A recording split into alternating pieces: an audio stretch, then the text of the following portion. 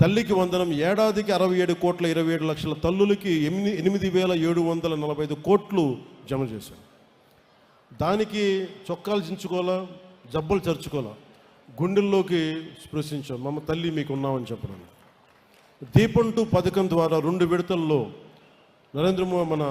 నాదెండ్ల మనోహర్ గారు civil supplies minister, గౌరవ ముఖ్యమంత్రి శ్రీ చంద్రబాబు గారి నిర్దేశకత్వం ఆయన నాయకత్వంలో 1 కోటి ఉచిత గ్యాస్ సిలిండర్లు ఇచ్చి 5 ఏళ్లలో ఏడాదికి 3 సిలిండర్లు చొప్పున దాని ఖర్చు 13,423 కోట్ల రూపాయలను ఖర్చు చేస్తాం.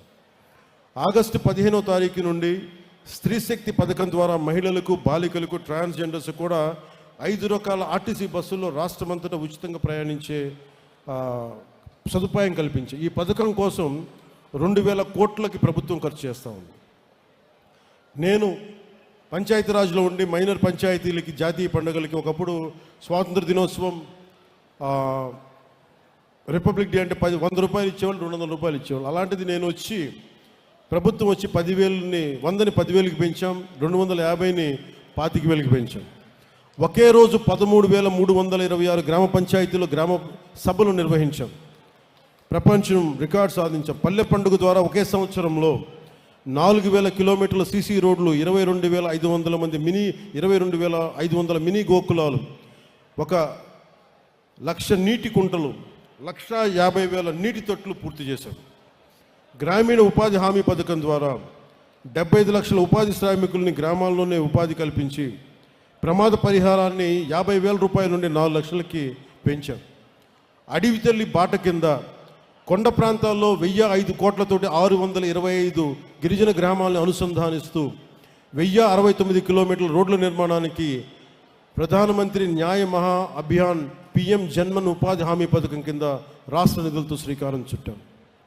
జల్ జీవన్ మిషన్ కింద 5 జిల్లాల్లో 5 కొత్త ప్రాజెక్టులని 7,910 కోట్లతోటి ప్రారంభించి 1,20,00,000 మందికి 30 ఏళ్ల పాటు తాగునీటి భద్రతని ఈ కూటమి ప్రభుత్వం నారా చంద్రబాబు గారి నాయకత్వంలో దీన్ని కల్పించబోతున్నాం. అంటే ఇవన్నీ మీకు ఎందుకు చెప్తున్నానంటే, 2 చోట్ల ఓడిపోయి మీరు ఏమీ కాలేదు అని అనుకుంటే మనం నిలబడితే ఎలా సాధించామని చెప్పడానికి చెప్తున్నాను. సో విజయం ఎంత పెద్దదైనా దాని వెనుకున్న ప్రయాణం మన విజయాన్ని మనకి నిర్వచిస్తుంది. Adversity reveals the true character. So నేను మీ నుంచి ఆశిస్తుంది ఒకటే కోరుకుంటాను, మీరు నిలబడటానికి సిద్ధంగా ఉంటే నేను మీ వెన్నంటే నిలబడడానికి సిద్ధంగా ఉన్నాను, మిమ్మల్ని నడిపించడానికి నేను సిద్ధంగా ఉన్నాను. అందుకని మీ అందరికీ పేరు పేరున ధన్యవాదాలు తెలుపుకుంటూ, అలాగే ఈ సభకి వచ్చేటప్పటికి గురజాడ వారి ఇల్లు, విజయనగరం ఉన్న గురజాడ వారి ఇల్లు హిందూ బ్యూరోలో ఆర్టికల్ పడితే అది నా దృష్టికి పట్టుకొచ్చారు. గురజాడ గారి గ్రాండ్ సన్ గురజాడ వెంకటేశ్వర ప్రసాద్ గారు, ఆయన వైఫ్, ఆయన గౌరవ సతీమణి శ్రీ జి ఇందిరా గారు పోస్ట్ కార్డ్ మూవ్మెంట్ స్టార్ట్ చేసి మాకు దృష్టికి పట్టుకొచ్చారు. 150 సంవత్సరాలున్న గురజాడ గారి ఇంటిని దీన్ని రెనోవేషన్ చేయాలి, అలాగే దానికి అడ్జసెంట్, దానికి ఎదురుగా ఉన్న వేకెంట్ ల్యాండ్లో ఆడిటోరియం పెట్టాలి, ఆయన వర్క్స్ అన్నిటినీ కూడా డిజిటలైజ్ చేయాలి అంటే ఖచ్చితంగా నేను మీకు మాటిస్తామని సభాముఖంగా అది జరిగి తీరుతుందని ముందుకు తీసుకెళ్తామని తెలియజేసుకుంటూ, అలాగే చాలామంది రచయితలు చీకటి దివాకర్ గారు, ఏపు విజయ్ కుమార్ గారు, జక్కు రామకృష్ణ గారు, ముళ్ళపూడి సుభద్ర గారు, గుల్లపల్లి జైపాల్ గారు, మీరందరూ దీనికి మద్దతు తెలిపి మా దృష్టికి తీసుకొచ్చిన మీ అందరికీ మరోమారు ధన్యవాదాలు తెలుపుకుంటూ సెలవు తీసుకుంటూ, మీ అందరికీ ముగింపు వాక్యాలుగా నేను ఒకటే భరోసాతో మిమ్మల్ని ఇంటికి పంపిస్తున్నాను. దశాబ్ద కాలం మీరు నాకు ఇవ్వండి.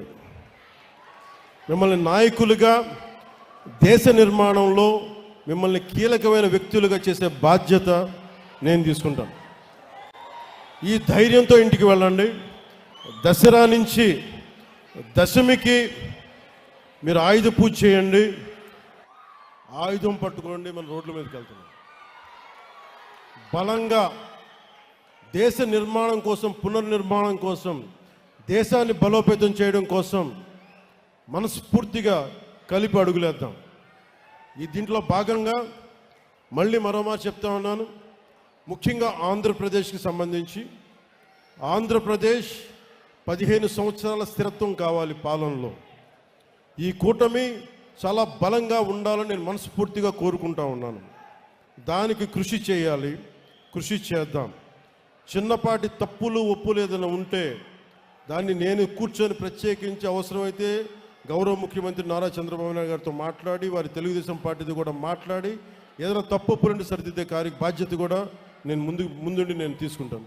ఆ మాట మీకు ఇస్తున్నాను. అంతేగాని చిన్నపాటి కోపతాపాలతోటి మనం ఏదైనా తప్పులు చేస్తే ప్రజలు నష్టపోతారు, రాష్ట్రం నష్టపోతుంది, తద్వారా దేశం నష్టపోతుంది. మళ్ళీ అరాచక పాలన, చీకటి రోజులు వస్తాయి. దాన్ని దృష్టిలో పెట్టుకొని మనందరం కలిసికట్టుగా ఒకటే నినాదంతో ముందుకెళ్దాం. దేశం బాగుండాలి నినాదంతో ముందుకెళ్దాం. సో మీ అందరికీ మరోమారు క్షేమంగా ఇంటికి వెళ్ళండి. మీ పెద్దలకి నా నమస్కారాలు తెలపండి. ఆడపడుచులు మీరందరూ జాగ్రత్తగా ఇంటికి వెళ్ళండి.